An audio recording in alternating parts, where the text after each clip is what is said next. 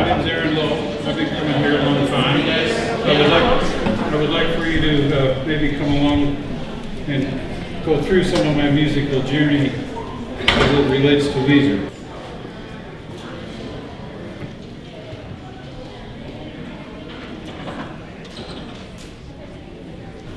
But do you want to pass that back and forth a little bit, or do you want to play a little bit of it, and I'll come in and...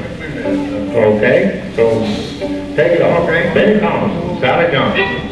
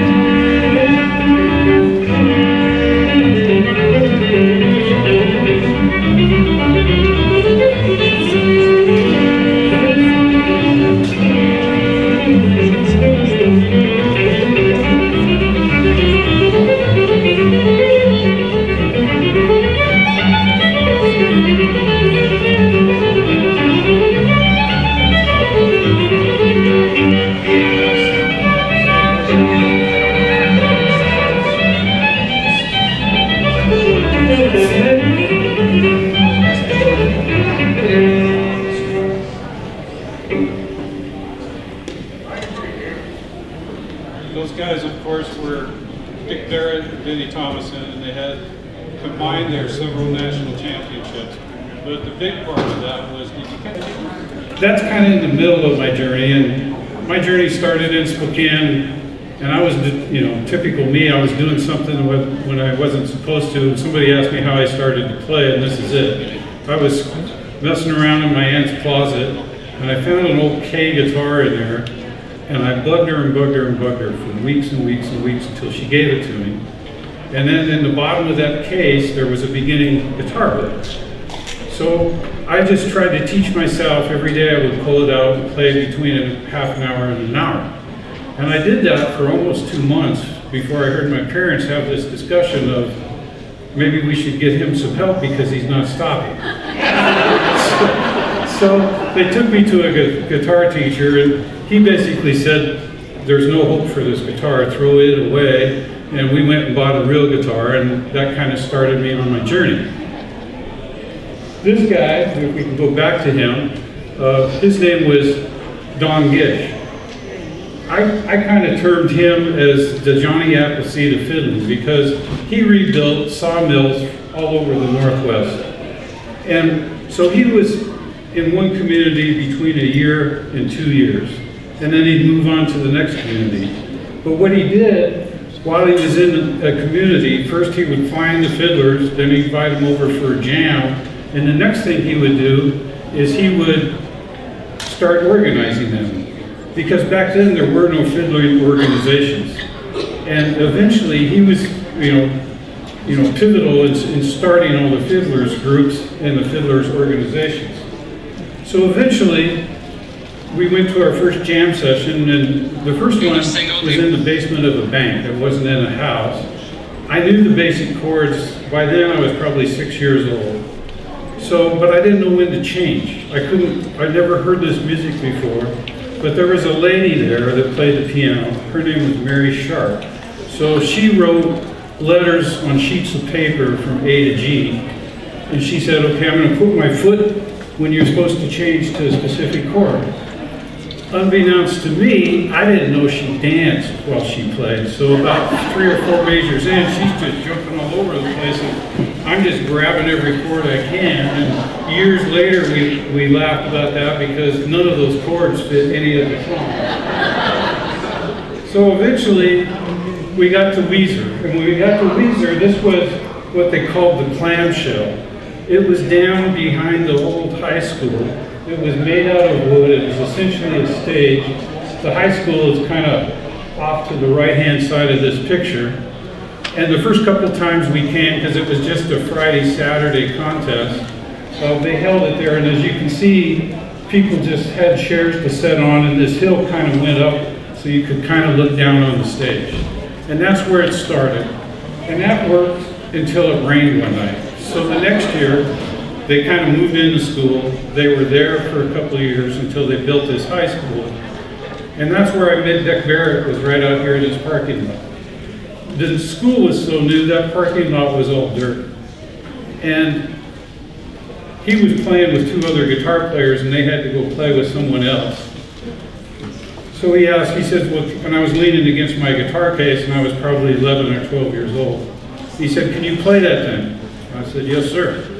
So I got it out, played with him. That first year, he got 3rd, which I thought was pretty good, but he had a really huge ego. And part of him was, and part of what I think fiddlers are, is that their personality comes out their fingers.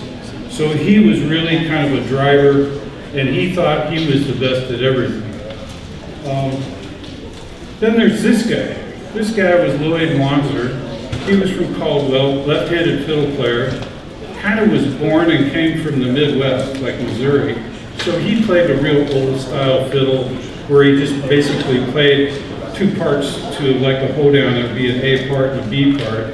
And his daughter Cheryl would accompany him.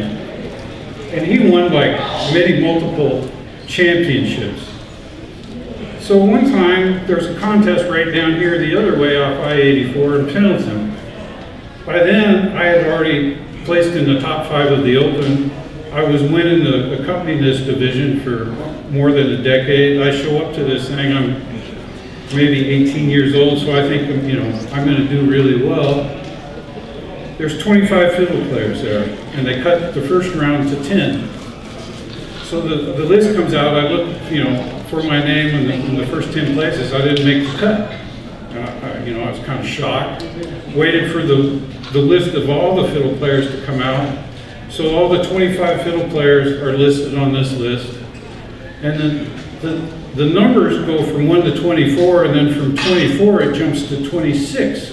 And I got 26 out of 25 fiddlers. So yeah, Weiser had the same reaction. He couldn't stop laughing about that. So he went home and he took one of his old trophies, took the placards off it, had new placards made that said 26 out of 25 fiddlers, and he gave me that trophy. Then there's this guy. After I first met him, after I would play here at Weiser, I would go from Spokane, I'd fly into Lowe Field at Dallas. Dick, Margie, and his children would pick me up there, and I would go live with them basically for the rest of the summer every year. So we would do lots of traveling and playing of contests, playing of jams. But he was always a wheeler and dealer. So he would fix fiddles, fix bows, and then try to peddle them, sell them, trade them. So we're in, I think it's New Mexico one time.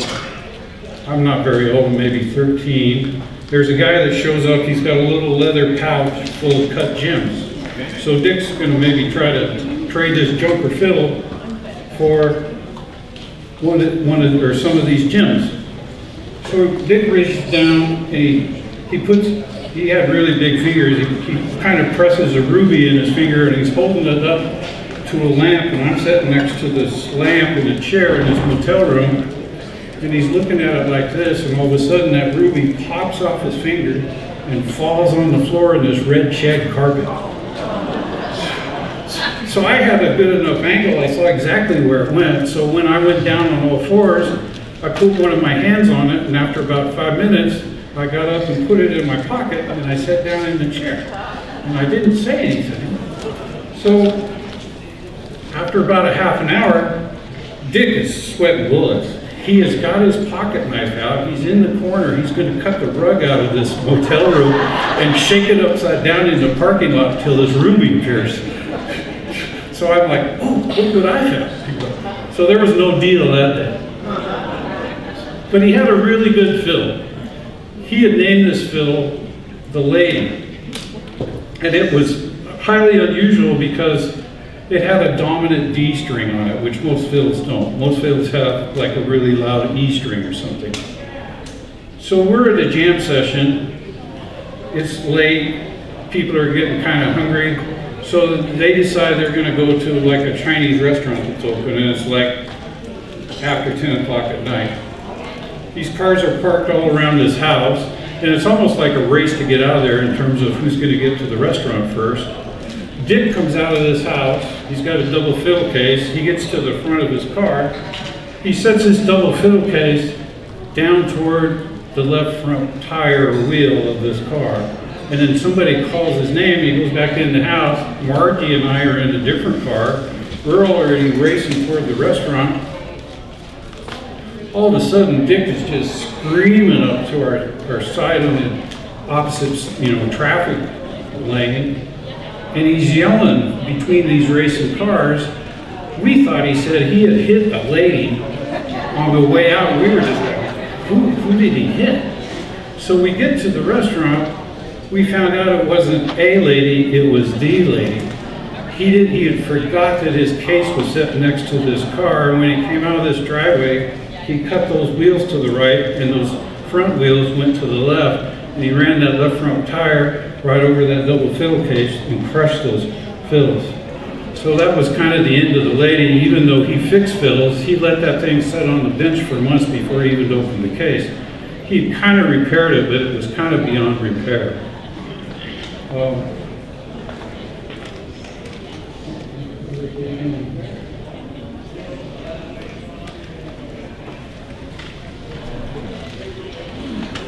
I think I'll try to play for my next tune, a tune called Black and White Rag.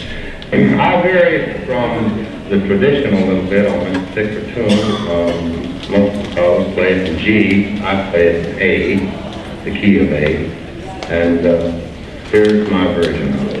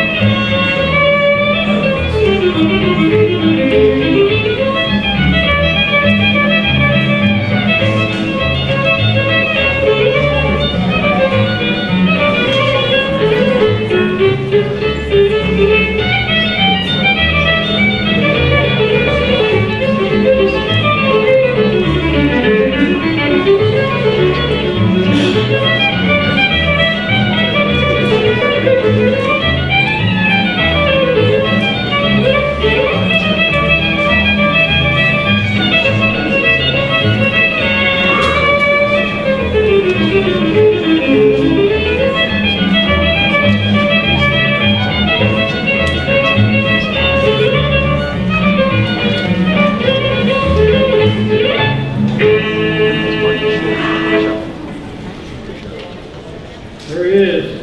Then there's this guy, Benny Thomas. Say, I've got a request. I know you've got your fiddle tuned up and cross keys. How about doing the Black Mountain Riding for me? Oh, that's a good idea.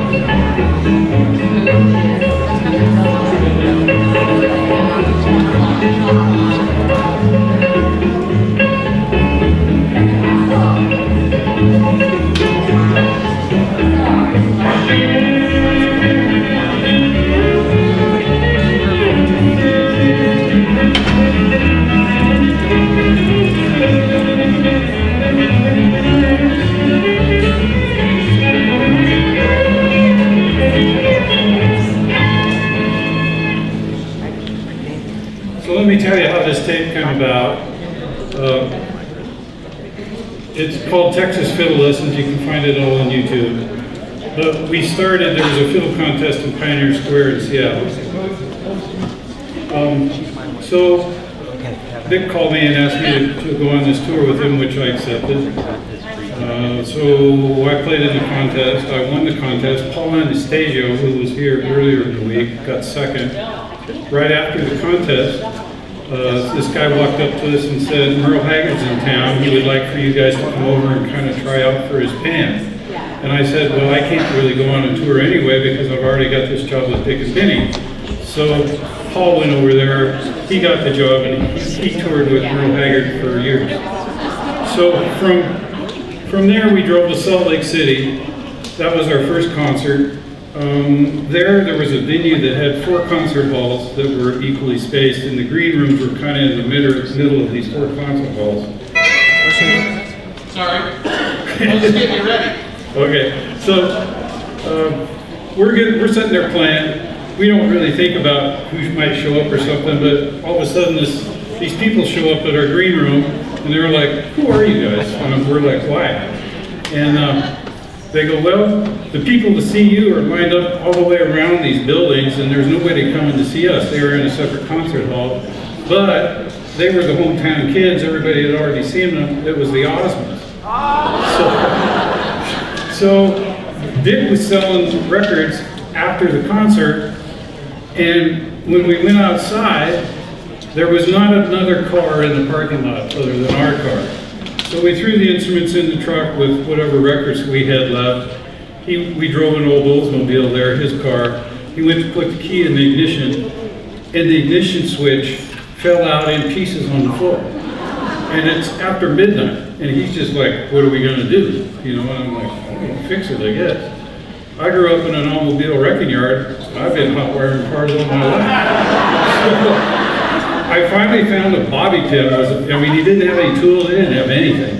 So I hot wired that car with the bobby pin on the post on the back of the ignition switch, enough to even get us to the motel. And in the morning, we got a new ignition switch, and I put it in. So the rest of the tour, he introduced me as the resident car thief, you know, on his tour. So we're going to play this song right here because it has a significance kind of later on. It's called Do Rang Cornpipe, and Scott and Ann Sumner are going to help me.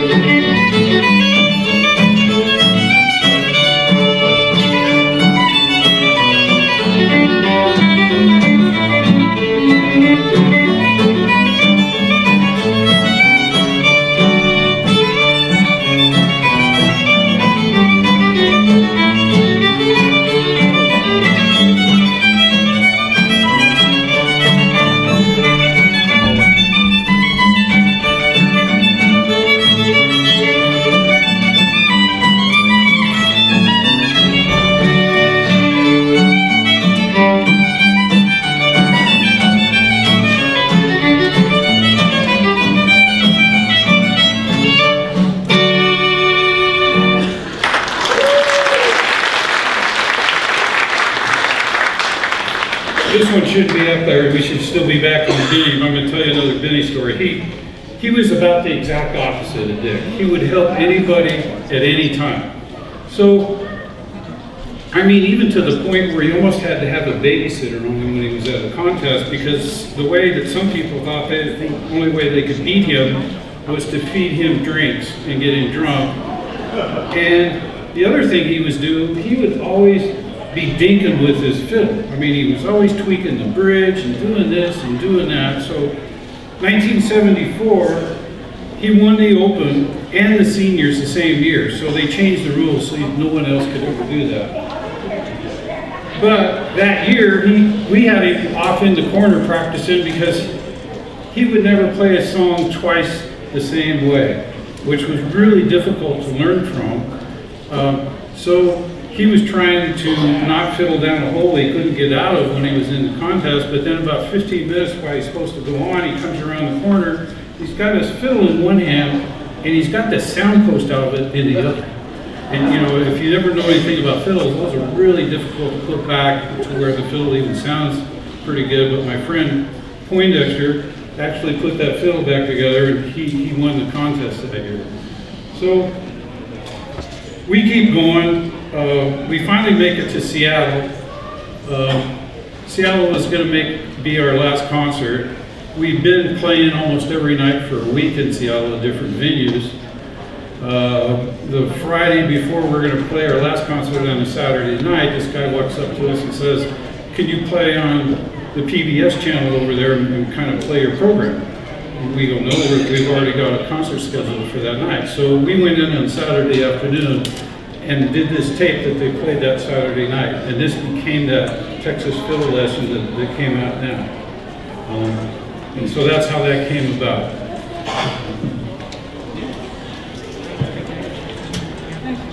So then there's this guy. This guy.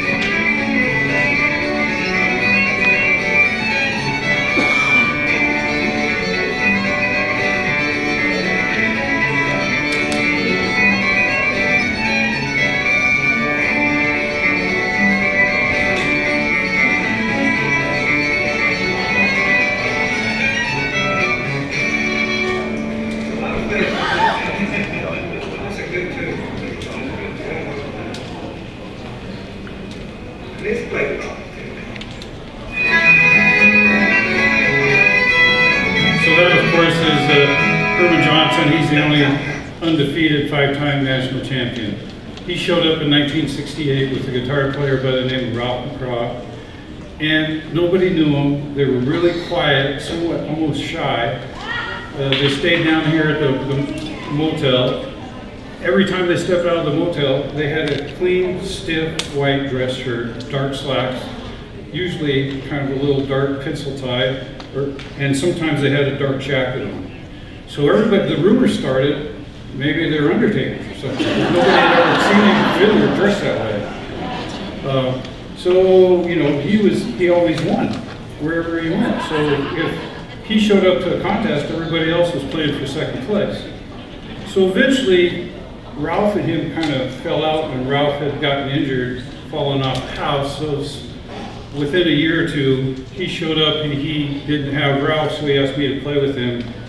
I was a teenager, not old enough to drive. And unlike the bands that they have playing up here, it was just Herman and I. So we couldn't open our cases and practice around here because the people, there was a lot more people then. We'd have maybe 200 people just pressuring us to the point where we couldn't play. So, and I couldn't drive, so he would give me a time and he would come and pick me up out here in the front of the school in his car.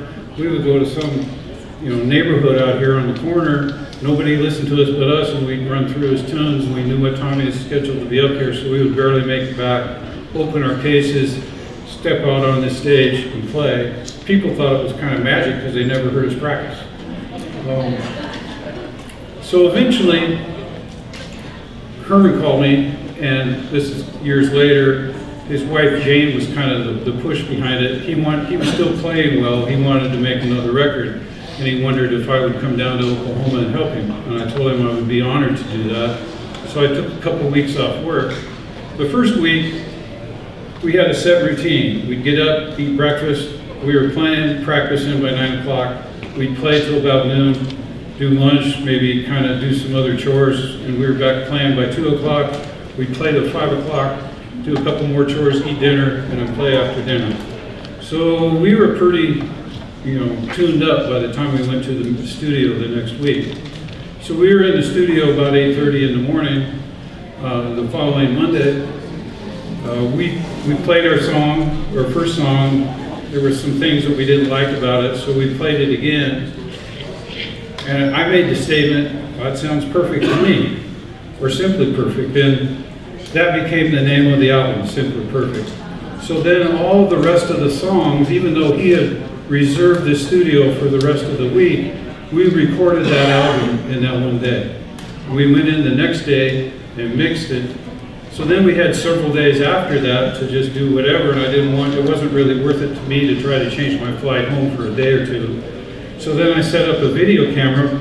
His routine, he was a machinist at Tinker Air Force Base. So he was a perfectionist at his, you know, profession and in his music. So he would get home close to 5 o'clock. Jane would have dinner just about ready. They had 5 kids. They would eat dinner, and then while Jane kind of cleaned up the kitchen, Herman would play for her every night for at least an hour. And that's one reason why he was so good is, you know, he just got so good playing in there. We called where we were practicing, if you notice, with the green refrigerator, that was his kitchen. And so that became known as Studio K. So we set up the video camera there, and I videotaped all the songs he knew. And just like this, most of those songs, I had him play slow first, and then play fast.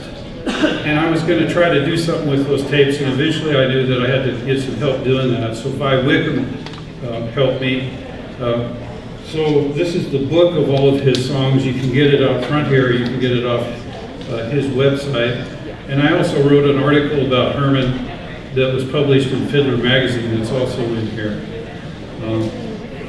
Unfortunately, you know, he had a stroke later on in life, and he was robbed of the ability to play, so that was kind of rough on him.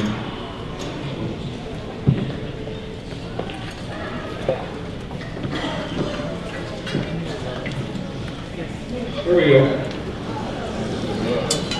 I had a client that would buy cars by the lot from the state. And they threw this bus in for like nothing, so he gave it to me.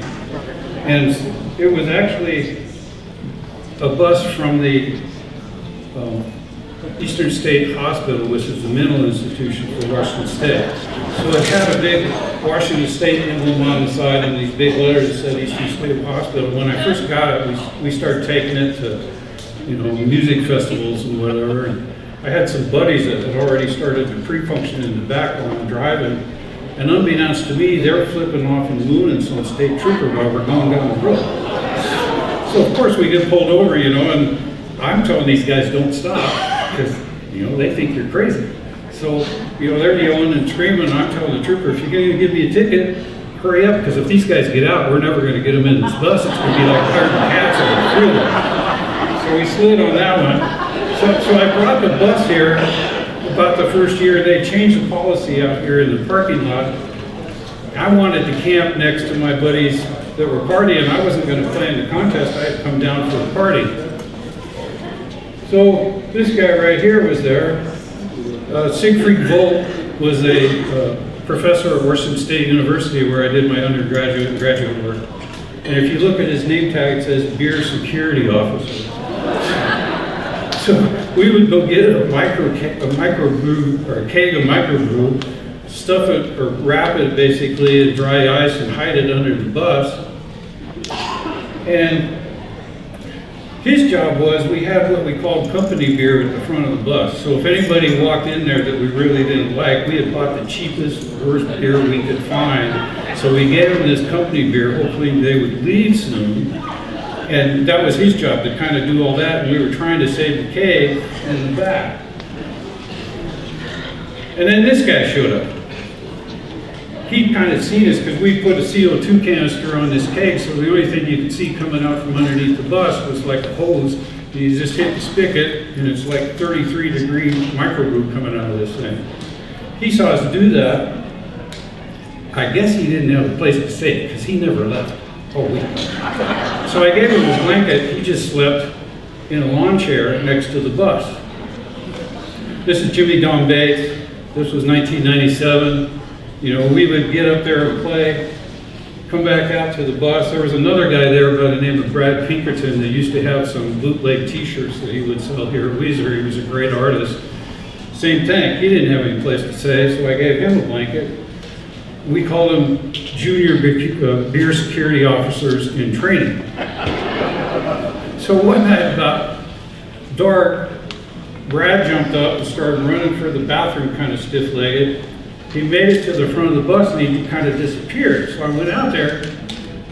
He was down and he had rolled under this car I was towing behind the bus, and they couldn't get him up. He was breathing. So I'm like, okay, he'll sleep there, he'll get up sometime. Get up in the morning, he's still there.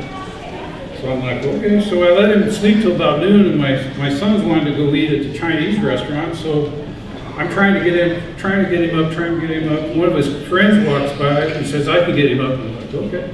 And he yelled right in his ear, he goes, Brad, your mother's here. And he went to set up like he was going to be in detention. And he's still underneath his car, so he put a big gash right in his forehead. So then we had to stop at the ER on the way. But they both had blood alcohol levels probably between 0.2 and 0.3 all week long. He won the contest. Brad barely made it to the bathroom. For years, I've stayed with Robert and Nola Woods. They're sitting right over here. They have a farm out east of town here. So they have a very large irrigated farm. So this is an irrigation ditch out by them. Back then, they didn't have so many divisions. So everybody in the open, every year there was between 120 and 150 contestants in that one division. And the first cut went to 20. So that cut was brutal. But my ego again was, I've been there before, I'm toward the top, I can do this. I didn't make the cut. So I'm standing out there at the farm, licking my wounds. I'm newly married, so about 10:30, 11 o'clock in the morning, we start in for town. We go across this bridge where this picture's taken. I look down in this, basically a small river. There's a car upside down in this ditch. And so I get out and look at it, I can hear people screaming in this car. So I drove off the bridge, sent my wife to try to find me some help, dove in, went to the downstream side. The first guy came out pretty quick. I swim over to the side of the one bank. I got this guy's right arm over my chest, his armpit's up on my shoulder, and he's on my back. Get up there to where I can stand in this ditch, and I flip him, but I'm so high on adrenaline, this guy just goes flying up there. Then a big, kind of a heavy set guy shows up on the bank, and he's running up and down the bank screaming, "Tell me what to do, tell me what to do." And I'm like, "Okay, come in here and help me." He never got wet. So I went to the other side of the car. I had trouble on the upstream side opening that car door, because when the car fell down on its top, it was upside down, and it kind of crushed the top, broke the windows out of it. And about that time, another guy showed up, and he took off his boots too and dove in. So between the two of us, we got that upstream door to where I could kind of halfway get in the car. I got the next guy out fairly fast, and once I came out of the car, I kind of gave the guy to this new guy that showed up, because there was still another person in the car, at least I could tell. So I went back in the car. There's a guy in there, his right pant leg is caught somewhere up underneath the front of the dash. His head is in a pocket of air in the back window. So we're back there together, and then we find out my Spanish is nil. These guys are farm workers. He doesn't speak English, and he doesn't want me to leave, so he's almost trying to strangle me, and I'm thinking, I'm gonna have to knock this guy out to get away from him. And about that time, I had his right pant leg, and I tore his pant leg way up here by his crotch somehow, and I came up out of there with him, went to the bank, threw him up there, and then I'm going, unos, dos, tres, like how many guys are in there? And they said trace, but the first guy that I pulled out didn't make it. And the other guy that was helping me was actually the sheriff. He was pretty close, he lived out that way. And with the bus, years later, for every year, I could see him with the new law enforcement officers. They would stand at the front of the bus, and the sheriff was like shaking his finger and giving instructions. And so I went out and asked these guys, I said, what is he telling you? He goes, anything short of murder, we're not supposed to touch you. I was like, what? So we're gonna, I didn't talk about Benny's, one of Benny's big deals was, he would, I'm gonna play first of all, in Durangs, there's one part I was sitting next to him because he thought he couldn't play very well with his right bow hand, so he would make up new versions of songs. So he came up with this phrase or this version in Durangs, which is,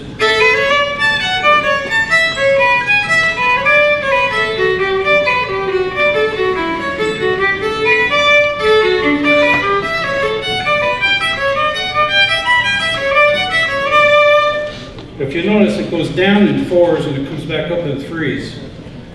Dick Barrett wanted to learn that in the worst way, but his ego wouldn't let him ask Benny to teach it to him, so he had me learn it and try to teach it to Dick.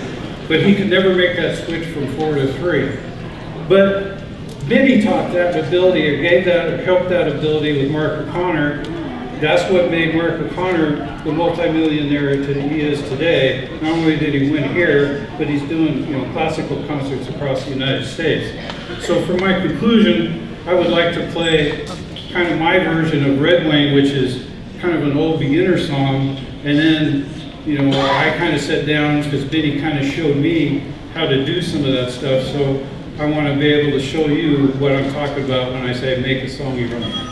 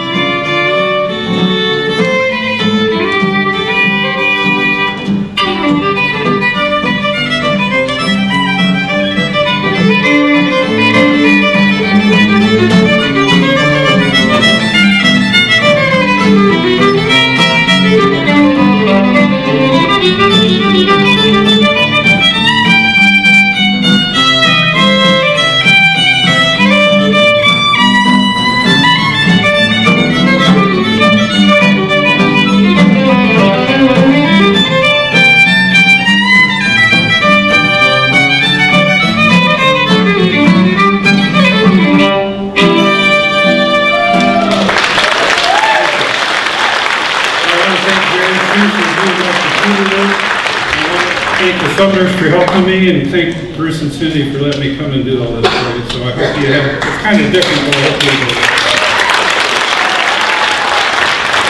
Thank you so much, Karen.